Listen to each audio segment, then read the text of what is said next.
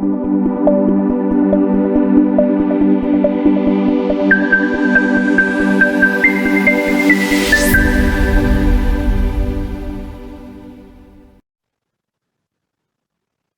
everyone. I am Lourdes Curativo, and our topic discussion is about organizing resources using the cloud.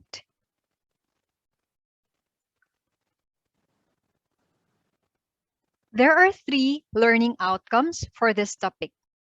The first one is define what is a cloud. Next is to demonstrate on how to manage your files using Google Drive. And lastly, familiarize the different ways of sharing and collaboration of files.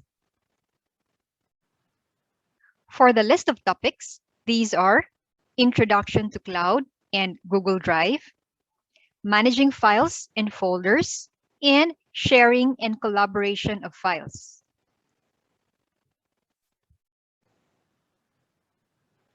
I hope that you will learn something new as well as apply the knowledge I will be sharing to you.